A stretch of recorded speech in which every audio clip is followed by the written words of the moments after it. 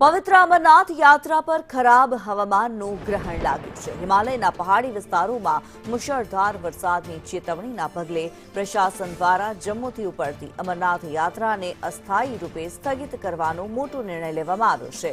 હવામાનમાં અચાનક આવેલા પલટા અને ભારે વરસાદને કારણે હજારો શ્રદ્ધાળુઓ અધવચ્ચે અટવાઈ પડ્યા છે। યાત્રાળુઓની સુરક્ષાને પ્રાથમિકતા આપતા તંત્ર દ્વારા સ્થિતિ સામાન્ય ન થાય ત્યાં સુધી યાત્રા રોકી દેવામાં આવી છે।